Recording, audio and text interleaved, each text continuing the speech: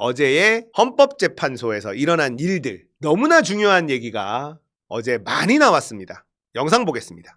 24년 12월 4일 날 00시 20분부터 00시 57분경 특수임무단장 김현태 그리고 1여단장 이상현에게 건물 유리창을 깨고서라도 국회 본관 안으로 진입하라. 국회의원 150명이 넘으면 안 된다. 본회의장 문을 부수고라도 안으로 들어가 국회의원들을 밖으로 끌어내라.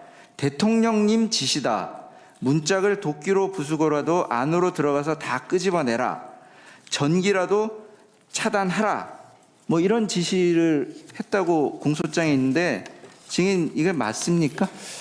제가 이거를 하라고 지시한 게 아니고 대통령님과 김용현 전 장관이 저한테 지시한 내용을 참모들과 현장에 있는 지휘관하고 논의하는 과정의 내용이 그대로 써 있습니다. 그때 당시 상황은 저는 이렇게 전투통제실에서 이렇게 앉아 있어서 앞에 화면을 보고 이렇게 지휘를 하고 있었고 707 특임단장은 현장에 나가서 현장 밖에 있었고 그 다음에 1공수 여단장은 지휘 차량을 타고 그렇게 되다 보니까 저는 707 특임단장한테는 비아폰으로밖에 지시할 수가 없었고 나머지는 저도 그 중간에는 몰랐는데 나중에 알았는데 이 마이크를 지금 이렇게 켜 있지 않습니까? 이게 시작할 때부터 이 마이크가 이제 명령하더라도 이게 켜 있었는데 이걸 안 끄고 그대로 끝날 때까지 그대로 뒀었던 것 같습니다. 예.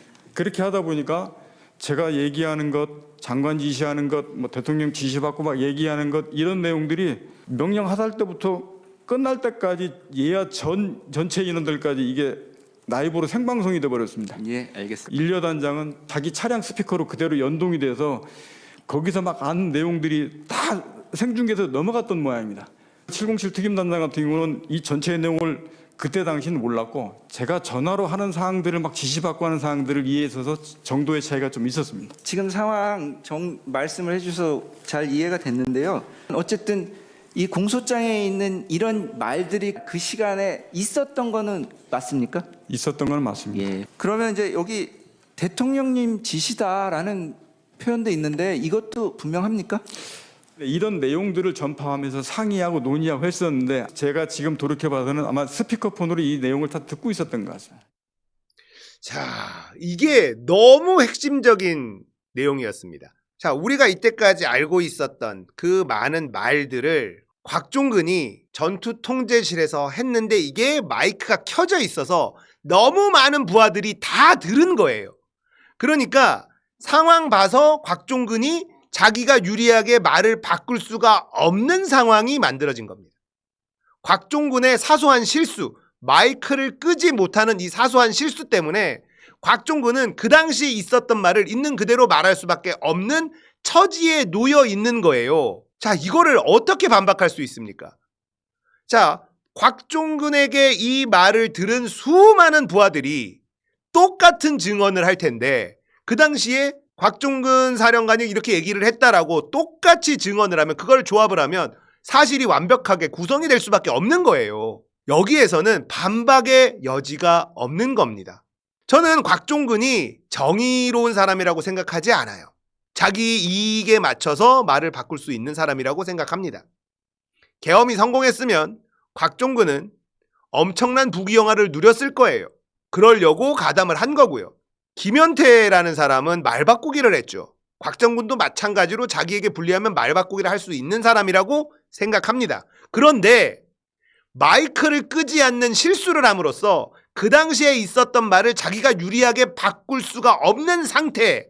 그러니까 곽종근은 거짓말을 할 수 없게 돼버린 상황이라는 겁니다. 이거를 어떻게 반박할 수 있어요?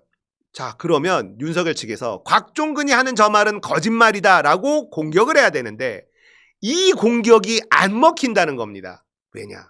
증인들이 너무 많아. 이게 가장 큰 장면이었다고 생각합니다. 여기서 재판은 끝났다. 이걸 뒤집을 수가 없어요. 그리고 또 있습니다. 영상 보죠. 해제 의결된 후에 그 철수는 증인 판단으로 철수 지시를 한 거죠. 그렇습니다. 대통령이나 국방부 장관으로부터 철수 지시를 받은 적이 있습니까? 철수 지시는 받지 않았고 03시부터 05분 사이에 김용현 전 장관이 비화폰 통화하면서 저한테 어떻게 하냐라고 전 장관이 물어봐서 제가 국회하고 그 선관위 세 군데 민주당사 여론조사권 임무 중지하고 철수하겠습니다라고 말씀을 드리고 나서 그 다음 철수지 이런 것도 이루어졌습니다. 지금 끌어내라고 한 대상이 국회의원이 아니고 특전사 요원이었다. 피천구인이나 김용현 씨는 이렇게 얘기를 하고 있습니다. 그 얘기는 알고 계시죠? 예. 그런데 이게 이 두 사람으로부터 직접 지시를 받은 분이잖아요, 정의는. 예, 제가 직접 받았습니다. 그러니까 의결 정족수 얘기도 앞에 있었고 하기 때문에 별로 뭐 오해할 여지가 없을 것 같긴 한데 회원으로 이해했고 11시 50분에 김용현 장관이 707 특임단 병력 추가 출동을 지시를 하잖아요. 예. 김현태 대령이 지휘하는 그 인원만 가지고는 이렇게 국회 통제가 안 되고 확보가 안 되니까 부족하다고 보여서 추가 출동 지시를 한 거죠. 네, 전 그렇게 이해했습니다. 예. 그런데 이 사람들이 지금 이게 요원을 빼내라고 한 거다라고 얘기한 시점이 00시 20분이에요. 그 707 특전 그 작전 요원들이 분명히 그 시점에는 본관에 들어가 인원이 없었습니다. 그렇죠.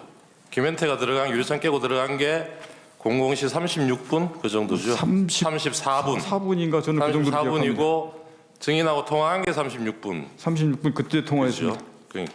그러니까 00시 20분 그 어간에는 안에서 빼낼 요원이라는 사람이 안에 있지가 않은 상황이에요. 그때 당시에는 본관에 인원이 없었습니다. 자, 이것도 굉장히 크죠. 윤석열 측 변호인이 김용현한테 의원이 아니라 요원을 빼내라고 얘기한 거 아니냐? 맞습니다. 막 이랬단 말이에요. 일단 자기들끼리 이 주장은 주고받아서 우리는 이렇게 한 게 확실하다라고 못을 박았어요. 근데 그 시간에 요원을 빼내라고 한 시간에 국회 안에는 요원이 한 명도 없었다. 유리창 깨고 들어간 게 00시 34분. 요원을 빼내라 라고 서로 얘기했다고 한 시간은 00시 20분. 끝난 거죠. 빼도 박도 못합니다. 굉장히 중요한 장면 두 장면이에요. 그죠? 예. 이 탄핵 심판은 볼 게 이제 더 이상은 없다. 그 어떤 별다른 것들이 나와도 이걸 뒤집을 수는 없어요. 진짜 코미디. 이거는 여러분들 웃으시라고. 웃으십시오. 이건 웃어야 돼요. 또 안전 문제 이런 것에 대해서 확인하기 위해서 전화를 했고 보고를 좀 받다가 우리 사령관은 지금 어디 있습니까? 하니까 저는 지금 지휘 통제실 지통실에 있습니다 해서 그러면 화상으로 보는 거군요 하고 수고하라고 저는 전화를 바로 끊었습니다. 수고하라고. 그런데 오늘 이제 얘기 중에 뭐 의원 끌어내라서 인원이라고 얘기했다고 하는데 저는 그냥 사람이라는 이런 표현을 놔두고 또 의원이면 의원이지 인원이라는 말을 저는 써본 적이 없습니다. 자, 일단은 사령관한테 전화해가지고 어디 있냐? 지통실에 있습니다. 화면 보고 있냐? 화면 보고 있습니다. 화면 보고 있구나. 수고하세요. 이랬다는 거 아니야. 이게 말 같지도 않은 소리 하고 있고. 사람이라는 이런 표현을 놔두고 의원이면 의원이지 인원이라는 말을 저는 써본 적이 없습니다라고 얘기를 해요. 써본 적이 없습니다. 아니 사람이라는 표현도 있고 국회의원을 끌어내라면 의원이라고 얘기하면 되지 인원이라는 말을 제가 왜 씁니까? 인원이라는 말을 써본 적이 없습니다. 이렇게 얘기를 해요. 이 말이 끝나자마자 그런데 어쨌든 그 상황에서 그 김현태 단장과의 그 소통을 통해서 그 안에는 약 15명, 20명이 안 되는 인원이 들어갔고 밖에도 혼자 발 뿐 아니라 그 안에도 그 7층 건물 안에도 굉장히 많은 인원이 있다는 것을 잘 알고 있습니다. 저는 인원이라는 단어를 써본 적이 없습니다. 그 말이 끝나자마자 인원이란 말을 막 써.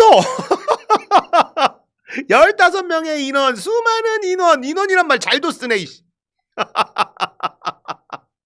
아니 제가 만약 100% 양보해서 본회의장에 있는 의원을 뭐 정족수가 안 된 것 같다, 뭐 과반수가 안 된 것 같다라고 하면은 151명이라고 그래서 한 명이나 두 명만 끌어내면 되는 문제가 아닙니다.